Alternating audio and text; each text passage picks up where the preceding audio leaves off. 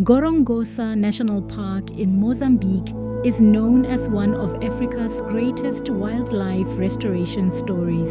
In 2008, the park had only 10,000 large animals. Today, over 100,000.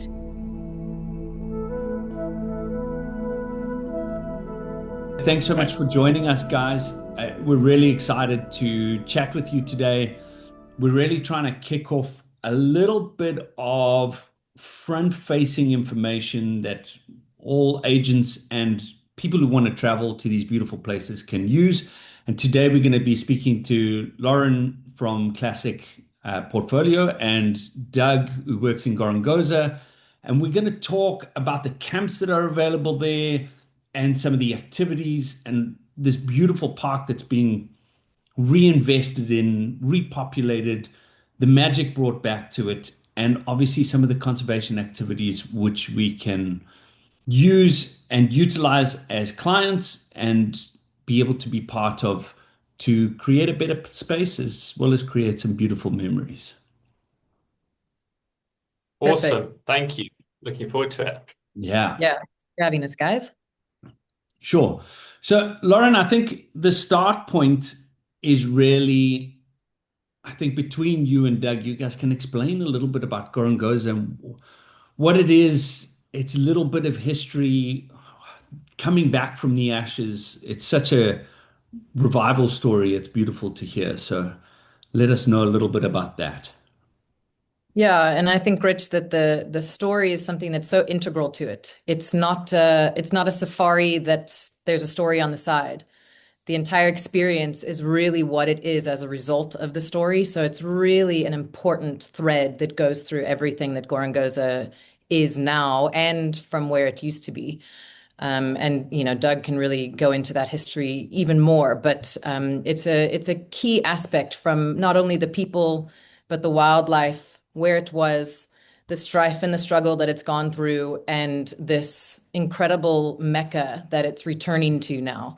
And that's a huge part thanks to what Greg Carr has contributed and brought back into the destination and into the area for the people and the wildlife, that it really delivers on a whole different level of a safari experience, not just in Mozambique, but in Southern Africa and beyond. Yeah, indeed. No, thanks, Lauren. And I think, yeah, Richard, there are many ways to tell the Gorongosa story. One of them is the wildlife story. So in the early 2000s, after the end of what was a brutal, long-running civil conflict in Mozambique, and the aftermath of that, there was less than 10,000 large animals estimated in the million acres of wilderness that Gorongosa is. So the bushmeat poaching, the ivory poaching, snaring, etc., and just the side effects of war, bombs and bullets, had reduced the animal population to a fraction of its former self, and indeed many species had been were locally extinct.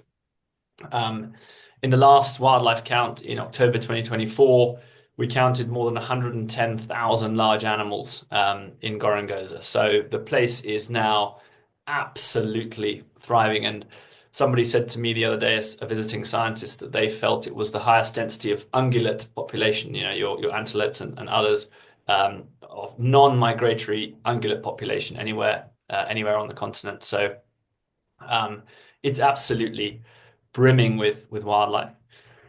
The second part of the story is the human story. So obviously, again, there was just unspeakable human tragedy in Mozambique. Very, just awful situations that people and communities and the whole country went through.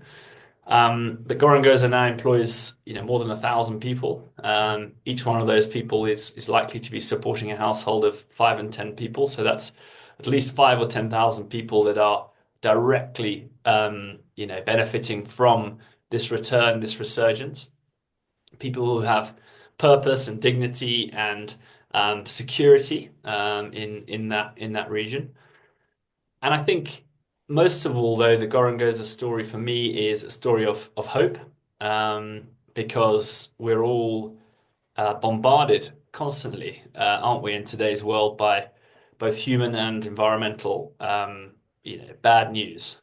And what Gorongosa shows is that both from a human point of view and from a wildlife point of view and an overall ecological point of view, that given half a chance, people in nature can do incredible things and can bounce back. And that's been my biggest reflection since working there is actually when you break it down and you look at these big problems, there is actually the opportunity to make choices and make positive choices for both humanity and the environment.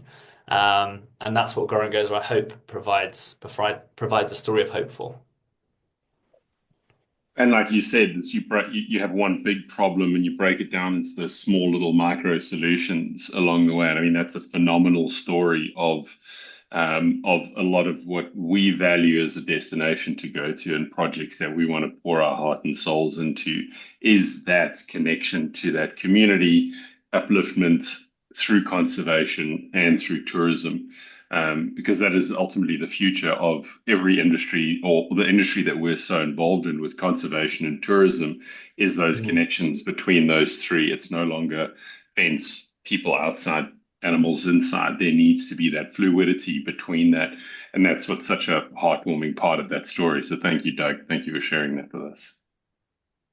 No, absolutely. And I think it is very important, what you raised there. The philanthropist behind this story, so Gorongosa, in a literal and a legal sense, is a partnership between the Mozambican government and the Greg Carr Foundation, which is a US registered philanthropic organization.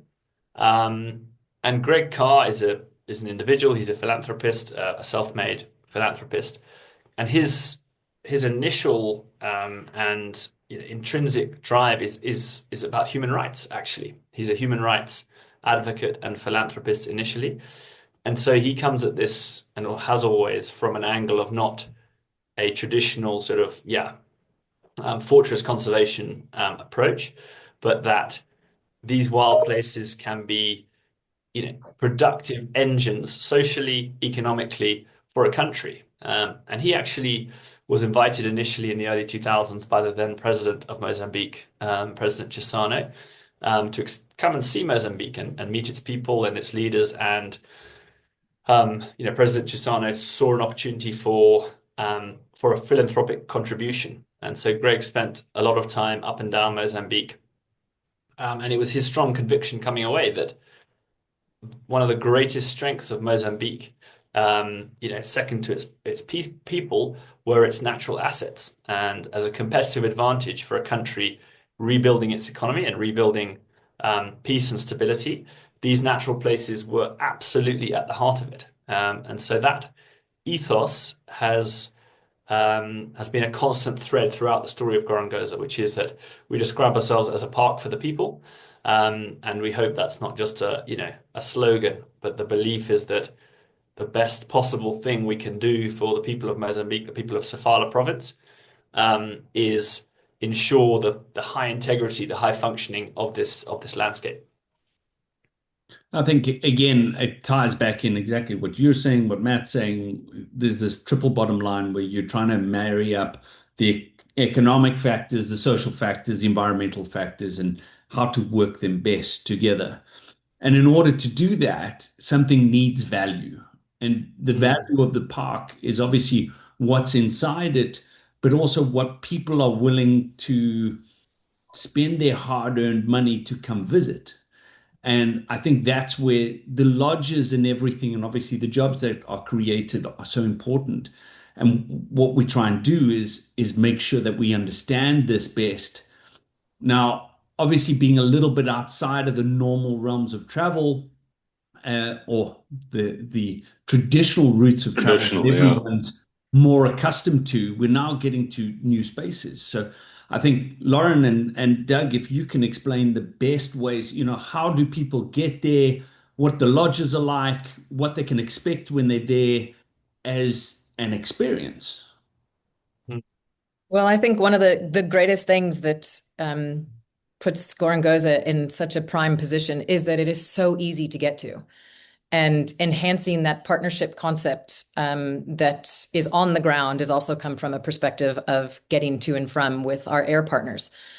So from a very basic level, in and out of Johannesburg into Beira in Mozambique on a daily flight, super easy with Airlink, about an hour and 20-minute flight. So very quick, in and out, land in Beira, and then you start that partnership. You start to feel that connection that comes through with the charter company called Safari Air that will then assist you through going through the airport and into their little plane, and off you go to Gorongosa, 35-minute flight. So the whole process of getting from, a slightly more well-known entity of Johannesburg in South Africa to Gorongosa, which is really growing and becoming more prevalent on people's maps, is so easy. So that initial hurdle isn't even there, which is great. Having that open gate and those open routes really just sets us into an even better position to assist guests with coming through to experience what they get to do on the ground with us. And then once they're in the park, we've got a couple different opportunities of lodging between Muzimu Lodge and Chikari Camp, very different in style. So you've got a different sort of feeling between a really kind of ethereal and traditional tented style that's very open and celebrates the beautiful natural surroundings around Chikari Camp, mixed with this sturdy set structure that Muzimu brings that you can feel has this sort of long-lasting fingernails into the grounds of Gorongosa National Park. So it's this beautiful dichotomy of these two camps that you've got the ability to choose from. And to be perfectly honest, what we suggest is combining the two. They're so different in their look and their feel that having that opportunity to stay at the two camps and enhance that full Gorongosa experience is a really lovely option for guests. And it's all right there. So there's really no barriers to entry in any way, shape, or form with getting out to seeing this magnificent area. Mm. Yeah, and absolutely. as you mentioned, different settings for each. So there are opportunities to do different things at each, which is great to have a combination. So you're essentially not leaving the park, but you're able to do multiple things within that same park. Yep, exactly. Yeah. And that's growing every day.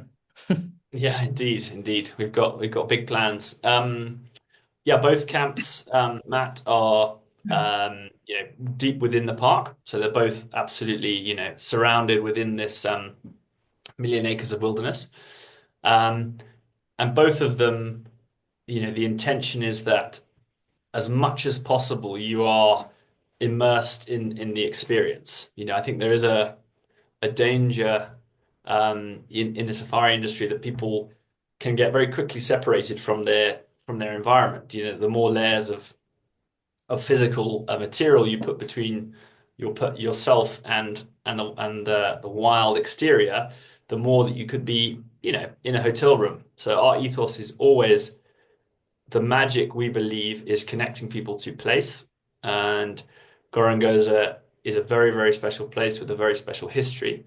And so, somewhere like Chikari, you were just, in an old traditional style tent with just one piece of canvas between you and the lion that are coming and killing regularly, animals coming down to this beautiful pan that it overlooks.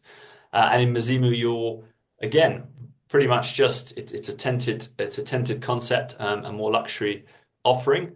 But you step outside your room and you're right there on the edge of this Oxbow Lake on the Musikadzi River, constant trickle of game in and out, the sounds of the bush, and you think, wow, how in a couple of hours travel have I got to this true wilderness area from Joburg? As Lauren said, it's pretty mind-blowing. And then, going forward, we are also, for the even more adventurous souls, we are putting on an exclusive sort of limited edition set of expedition style trips from 2026. So that's really stripped back, proper camping experience, cooking on the fire in the most remote, wild places of Gorongosa. You're camping at spots that people have never camped in before. This has never been done It's a different place every night. And we, again, want people to just connect with the fact that there aren't many places on the planet left with such a low density of human, human impact, Yeah. such an extraordinary history, and yeah, just to really feel that connection with place, and hopefully then, as a result, get a lot more out of their trip to Mozambique. I mean, as you mentioned, you're looking at 1 million acres of wilderness area, and there are 2 camps within that area.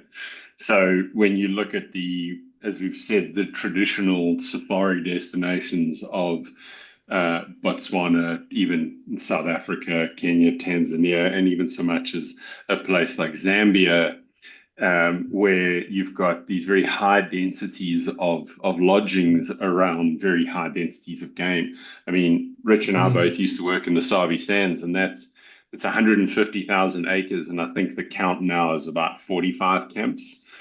And so it's just a huge density, but it can handle that. Whereas you go here and you can be in one of 2 camps with a fly camp, and you're in 1 million acres of land. I think that is a huge advantage for this region, for the growth of this region, and for the safari connoisseurs, the people that have done all of the above. They've gone to all these places and they're looking for something new and something different. You take them to that, and I just got back from Zambia and with multiple safari goers, and we did a fly camp. We did an overnight camping expedition. They were like, "This is the highlight of any trip we've ever done." And you do something like that someone doesn't think they have the opportunity of doing, camping in Africa, and you're on a fly camp. You can't. It's just hard to explain that and to describe it to someone that hasn't done it. And so that was one of the things that I was most interested in talking to you about, was that fly camping. Because I know you guys did it for a little while, and it wasn't really, it was difficult to get to. Lauren is describing the weather on Mount Gorongosa is pretty, is pretty interesting, let's just say, yeah. And so the fact that we're able to then start looking at reintroducing that into an itinerary from 2026 is going to be something great, because you can do, you fly in, you can do your 2 camps, you can do a fly camp, you can add it to a beach. With the conservation, the conservation things that we're going to talk about in a minute, you can add that in. So you've got a whole safari package for 2 weeks, just in one region of one country, making your separation between the camps and your traversing between camps much shorter, which is attractive, because you don't want to come. I mean, most people who come on these safaris, they've got 2 weeks tops that they can afford to take off work. And so when you tell them that one of the days is going to be a full day of travel between camps, or you might have to overnight in a Nairobi or Arusha on your way to this, or Maun on your way to that, it kind of detracts away from that. Whereas this is kind of a one-stop shop for a full-on experience. Yeah, definitely. I did the maths the other day, and in peak season, somewhere like the Masai Mara has 165 times higher density of vehicles than Gorongosa. So it's quite it's quite something. It's not a small difference. That even sounds. I mean, I've been at crossings where there's 250 vehicles. Yeah, so maybe it's more. Yeah. It's mental. So I love the idea of just being off the beaten track. Yeah. While we think of that, we've got all these thoughts of places like Kenya and Botswana and what to expect. Everyone sort of knows what to expect from the wildlife. What do you expect from a wildlife perspective when visiting the 2 camps in Gorongosa? The unexpected. Good answer. Yeah, indeed. True. That's true. So there's a few answers to that. One, which is, it is described. So the gentleman who you know of or know, Edward Wilson, the famous biologist, who was the person who first coined the term biodiversity, so the richness of life. He visited Gorongosa 3 times, and in his words, and he coined the term, so we kind of back him. He said it's the most diverse park on the planet. That was his description. So the richness of life is mind-blowing because of the diversity of habitat types. So Gorongosa is positioned at the southernmost tip of the Rift Valley. So where Africa, underwent this enormous, monumental split chasm down its eastern side, and we're right at the bottom of it. So on the western side of the park, you lift up into these Inselbergs, these isolated kind of peaks, and then a higher altitude system. On the eastern side, you have these huge limestone gorges that look down onto the Rift Valley. And then the heart of the park is the southernmost lake in the Rift Valley system. So it's called Lake Urema. And it's a seasonally flooded lake system. So it expands by at least 3 to 5 times at least, sometimes a lot more in a heavy year, every year. And it's essentially like a lung that breathes life into this whole system. So it expands, deposits water and silt, and then recedes, and it leaves behind incredibly rich grassland and woodland systems that is able to support such high large animal diversity and volume. So your wildlife experience is, we have the poster child of safari, your lion, your elephant, your buffalo, etc. But we have enormous diversity. So some really unusual things like your very high density of your small cats, your civet, your genet, etc. I'd say our signature predator is the wild dog. Wild dog reintroduction has been, I think, arguably the most successful in an unfenced environment on the continent. So about 25 odd over the years were reintroduced, and we've got now between 250 and 300 wild dog in multiple packs and breeding, like rabbits. It's fantastic. So people, experience the big stuff. They experience surprise, as Lauren said, the unexpected. So we've got 67,000 waterbuck alone, the largest population of waterbuck anywhere on the continent. I think that's pretty certain. And then just the biodiversity is incredible. Whether you're into your plants or your birds or your mammals, it's exceptionally diverse. So my favorite quote is that in one day you can find shades of the Mara, the Okavango, and the mountains of the moon. That's what people say about Gorongosa. So yeah, it's a beautifully diverse place. That's awesome. And would you say that those 2 camps allow you to experience everything that you have just described in like a 2-week stay or a 10-day stay?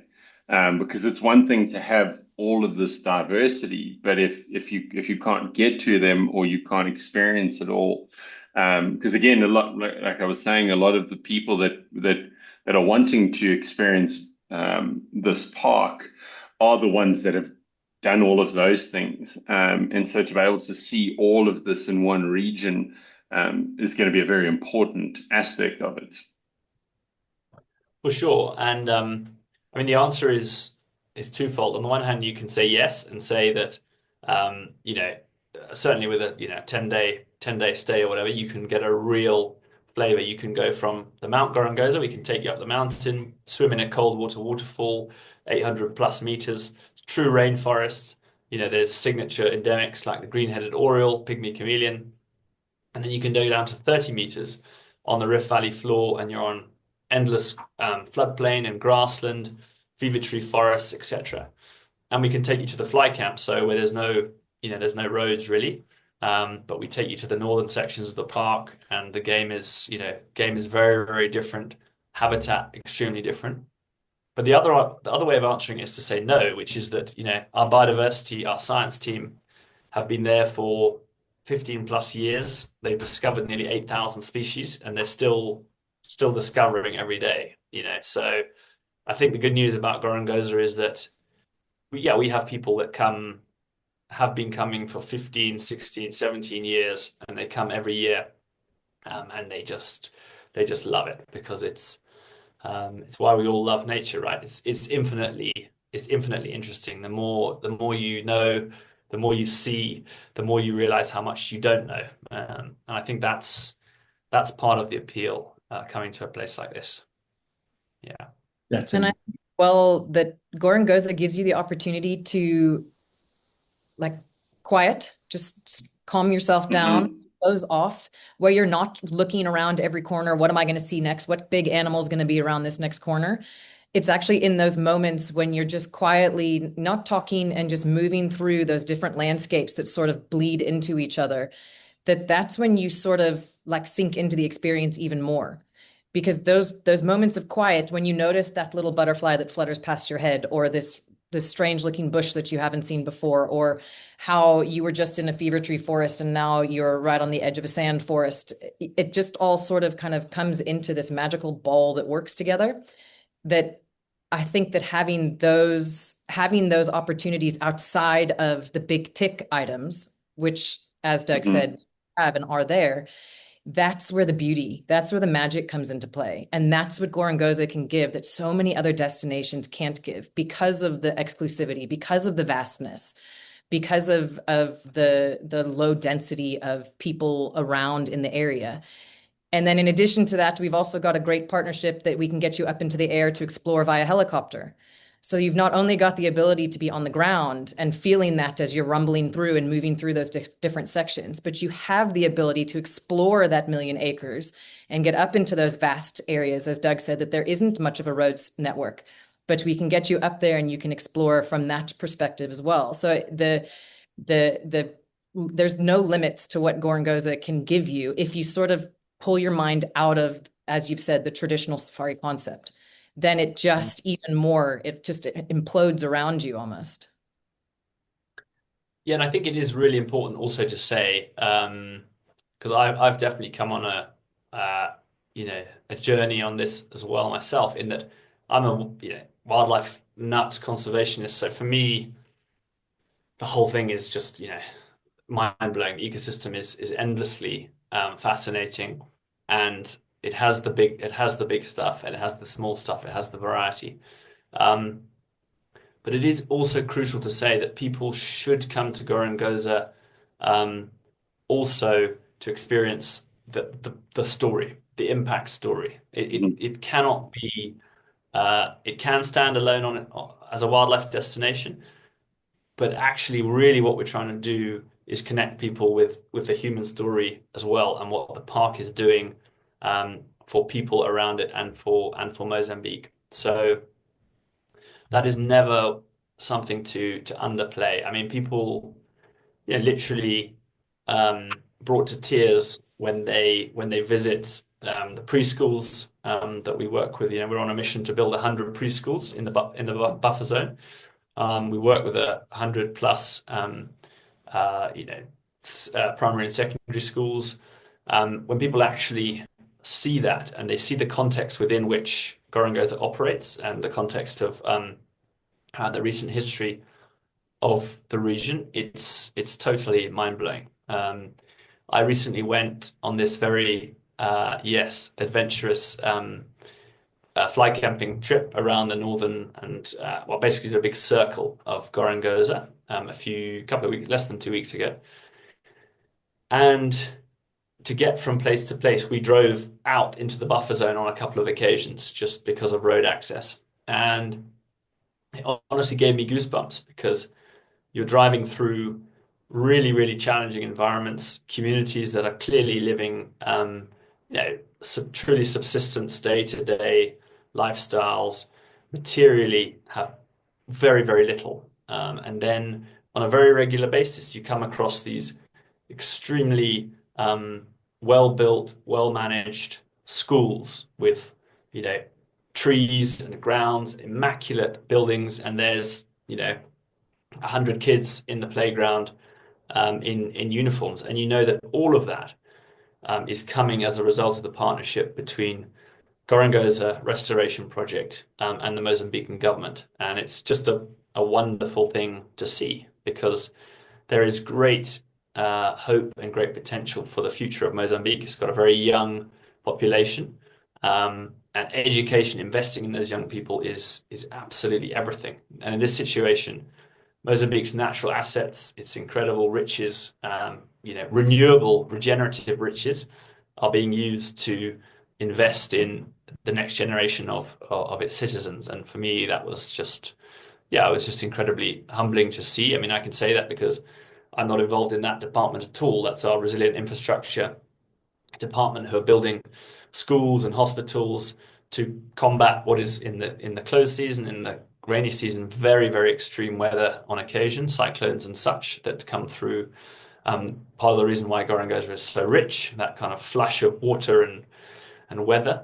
But they're doing an amazing job, and it gives you great hope, as I say. Again, I think, what you've just described there is very much the ethos that we should all be striving for. Mm-hmm. While we're trying to bring people to these spaces to explore and get everything, you have to support the people around the space. Without the people being invested in their own park, you can never have a successful place. So, to know that it's having that positive impact when you go visit a place like this is beautiful. The other thing that I find amazing is the way you guys have started to incorporate the aspects of conservation activities, because while people are indirectly giving to these wonderful communities and uplifting children and doing so much, I love the idea of immersing a client or a guest into a conservation activity where they get to feel that they're part of it. They're not just going there and seeing it like a zoo, which it's not by any stretch of the imagination, but that they can actually get hands-on with something and be part of something and see something changing. So can you guys just run us through some of those conservation activities, please?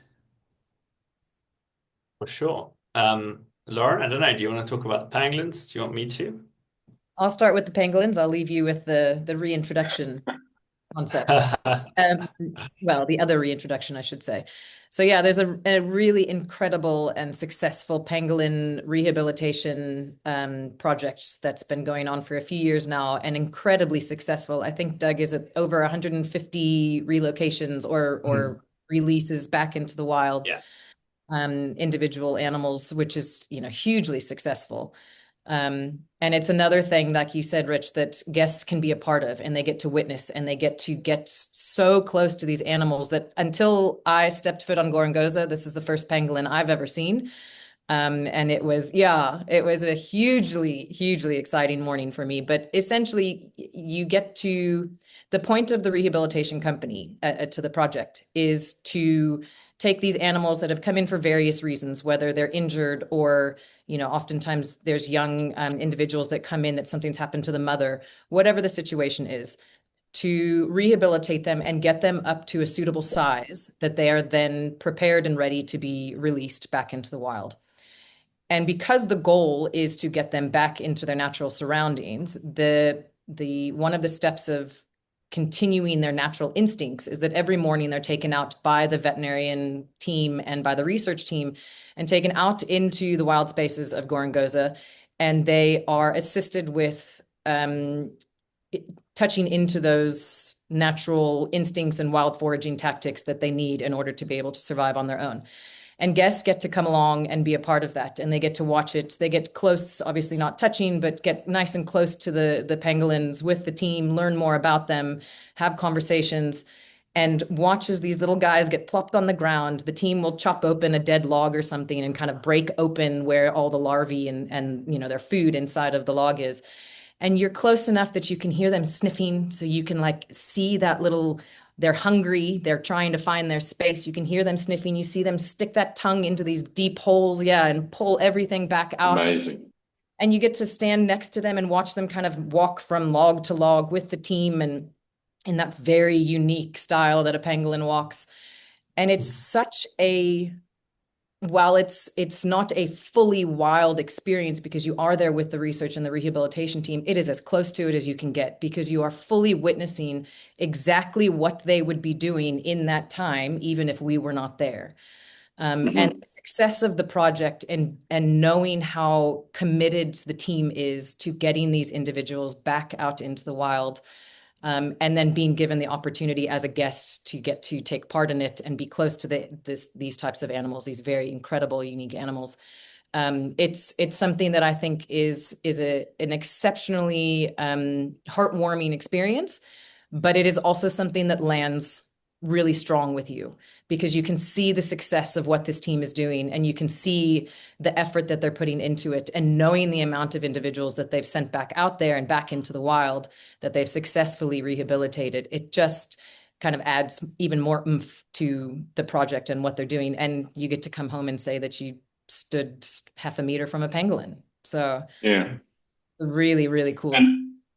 And I like that it's not it's not that hands-on, but it's enough to be a hands-on experience. You made a very important point there of not touching the animal, because these animals are not they're not ambassadors for their species in the sense that they will just be human bound for the rest of their lives. This is a soft reintroduction of an animal that's either been trafficked or injured to be released into the wild to have its natural fear of humans still. So there's not that sort of anthropomorphic connection that a lot of historic reintroduction programs have had, where to get people involved, they've needed them to touch. But then the other thing, and I wanted to tell you about this on our last call, that I like is that it's not a paid for experience. You've got to spend time there. So you have to spend this amount of time at the park to be eligible to do this experience. It's not a fly into Gorongosa, pay the $1,000 to go for the walk, and you can just spend 2 nights. You've actually got to immerse yourself. I'm getting goosebumps, but you've got to immerse yourself in that experience to be eligible for that special touch.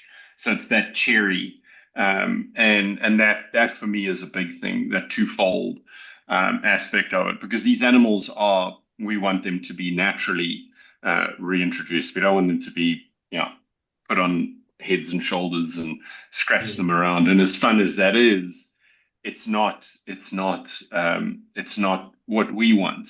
But then the other thing is, that I thought about when you were saying that this natural side of an experience, what is natural? And we're looking back in things in hindsight is 2020. We're looking back at what was 200 years ago, 500 years ago, 1,000 years ago. This is natural now. So this is how a lot of animals are going to be experienced. When you sit and watch a lion hunting in the Sabi Sands with a vehicle next to it, that's natural for this lion, because this lion has grown up with these vehicles around it. So we're a part of that. We're a part of that ecosystem and a part of that whole connection. And as much as having a child being educated by the proceeds of a national park in a school adjacent to the national park in that buffer zone, we are a part of conservation.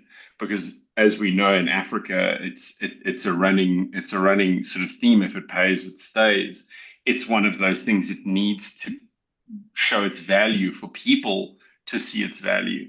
And the pangolin thing, I think it's a great project. And yeah, I think it's just I'm excited to get there for the first time. Can't wait. No, definitely. And you touched on a very important point, Matt, in terms of our philosophy on these conservation experiences, is that first and foremost, we want tourism to be an enabler and a supporter of these incredible things, reintroductions, rehabilitation.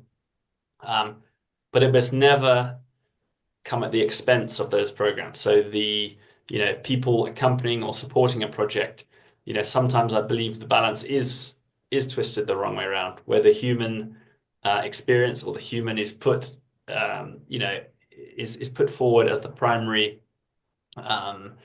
concern, whereas actually we must never ever lose sight of the fact that if we're doing a translocation, the most important thing is the welfare of that animal, and we need to get it and look after it in the best possible way. And so that runs through, that's our philosophy. It runs through everything, including the pangolin and also other translocation programs.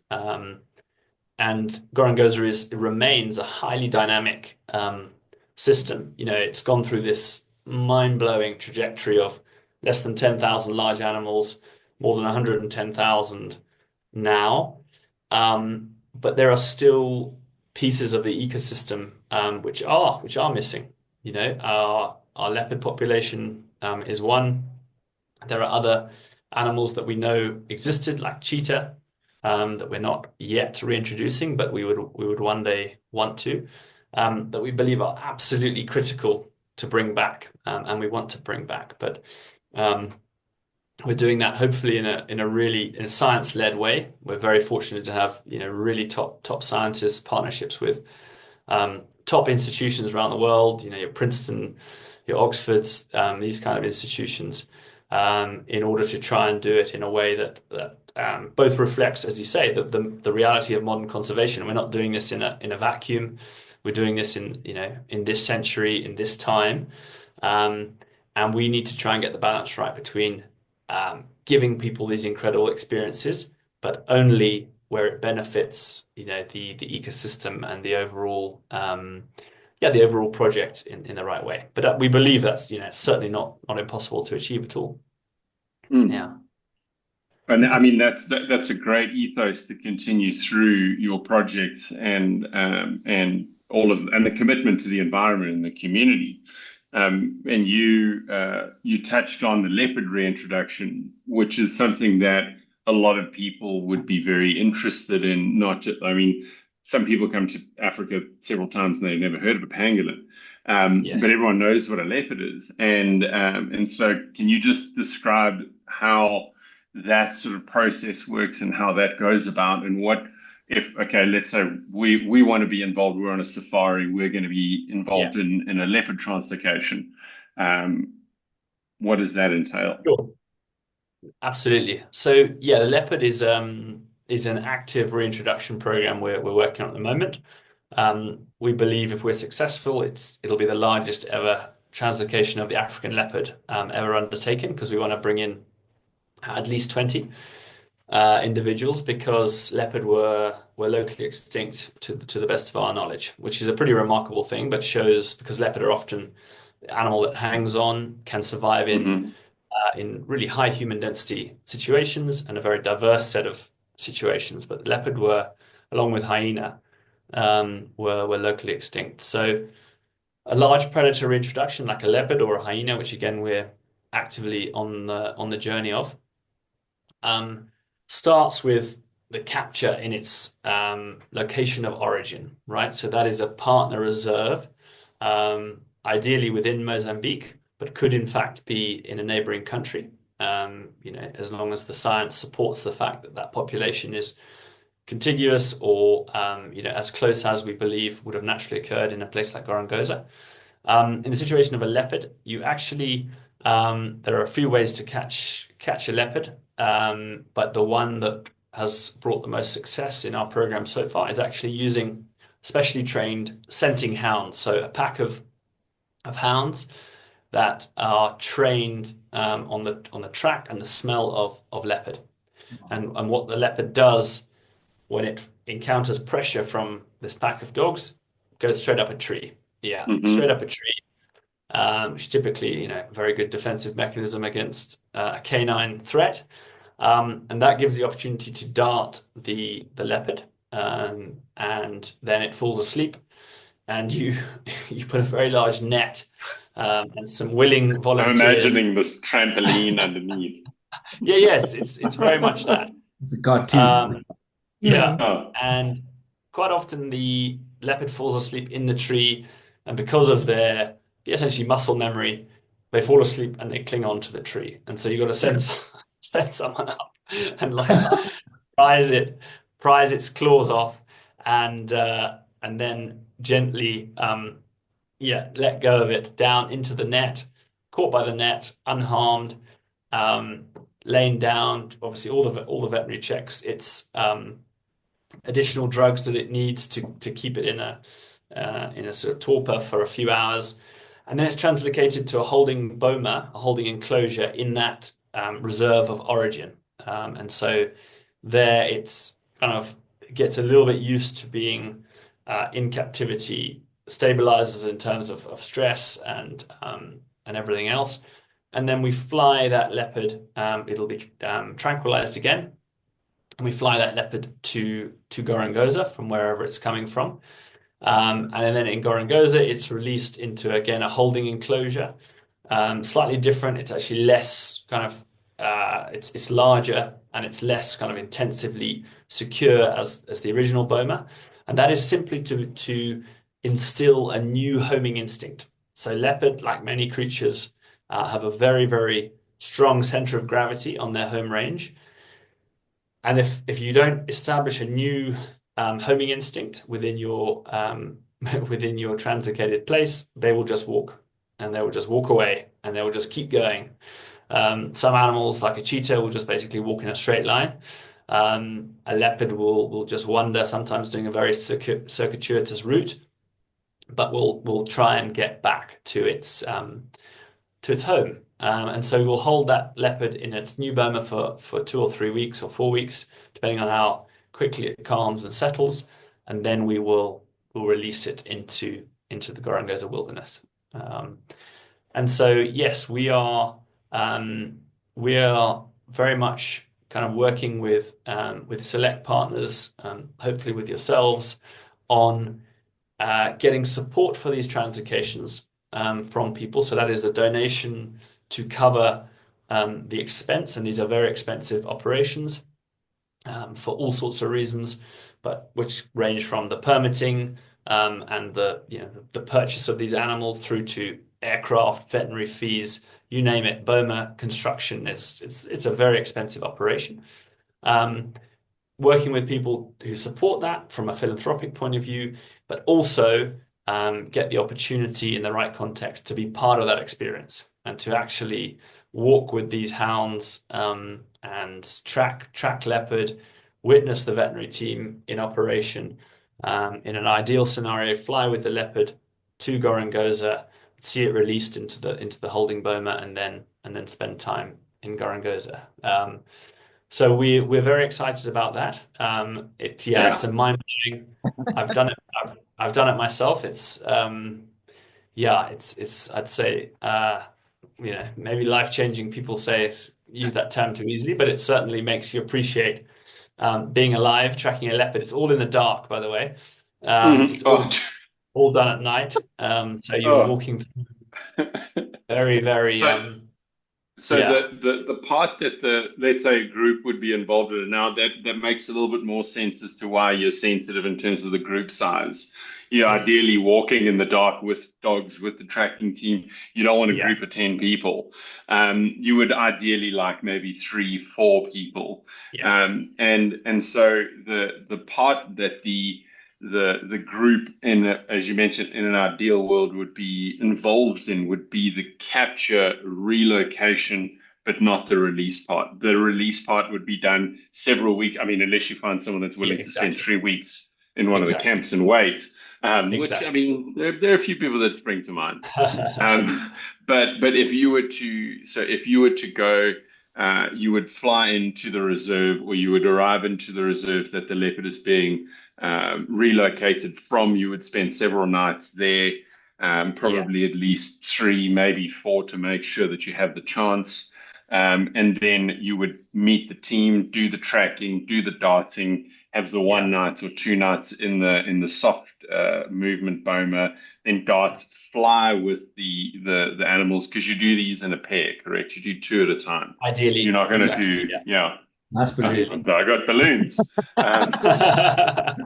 You're not going to do one by itself. You want sort of it's a lot of movement, so you want a safety animal. And then you would move those 2 animals and fly with them, and then spend, let's say, another 10 days or so in Gorongosa itself. That's exactly right. Okay. So you've hit on some very important points. The one is, this is it's, I'm not sure there's even a health and safety assessment form that would cover it, because well, walking at night, tracking a leopard, exactly, that's 3 already. Be quite a long form. So you're looking at people who are have a risk appetite. Most importantly, though, people who are understanding of the context which we talked about just now, which is that these things are highly dynamic, they're difficult, they're stressful, things change. We have a plan A, a plan B, and a plan C, and typically it's kind of plan D that eventually is put in place. So people who have a tolerance for plans changing, etc., and want to be part of that, just experience the full-on nature of this. And then third, yes, there's just a certain structure to it, which is you gotta catch and hold that animal typically in its home reserve, typically. Not all scenarios, I can come back to that, but hold it in its initial reserve, transport it, and then certainly hold it in Gorongosa for a while to establish that homing instinct. So you're either going to be part of that first capture, or you could be part of that witnessing the release into 1,000,000 acres, which in itself is a mind-blowing and beautiful thing to see. But you're probably unlikely to be part of all of those things. And yeah, as I say, the really exciting thing is just that we're really we're absolutely adamant that this is such a keystone species and such a missing element of the Gorongosa story, and is going to make such a huge difference. That all the complexities, all the stress, uncertainty, it's all worth it, because we're going to bring back these ghosts of Gorongosa that were there and that play such a critical role in the whole puzzle. Well, again, I think when you talk about it like that, Doug, it's so important to the system. We're not doing this as a thing because, oh my God, a guest can pay for it. Here's a whole bunch of money, throw the money at the problem. No. It's a very important thing that needs to be done for the reserve. It is a privilege that a client might be able to go along with and be part of some part of that whole thing, or be able to directly contribute to it in some way, shape, or form. And it's not like we're going to move 800 leopard in there because they're making us. It's to the character of the land, and let the land do the rest of the story. So I think as it's a very highly dynamic situation with a lot of different moving pieces, but it's done with the right intention, not just the value created. Yeah, you nailed it. That's absolutely right. It has to be that order of things you said. I couldn't have said it better myself. It's the primary goal is the ecological impact, and the enabler is how hopefully people can support and be part of that experience. Yeah, nailed it. Cool. Guys, I think in terms of everything, Gorongosa sounds like a magical place. And we're very excited to get there and bring clients there and put this all together for them from start to finish, and find ways to support all the projects and just experience this beautiful space. Yeah. But most of all, we're just thankful for you guys, for your time, for the effort you put into these beautiful wild spaces and creating magical places for people to visit and to see new spaces that are vitally important to our planet, to our continent, to the people that surround it, and to the wildlife that gets to live within it. So thank you very much. To create those authentic, responsible connections. Indeed. Well, we're very, very grateful for your support. Really appreciate it. And we look forward to having you guys out there very soon. Very soon. Very much so. Absolutely. Thank you guys for all the support. And we look forward to this partnership just going from strength to strength for you and your clients. Awesome.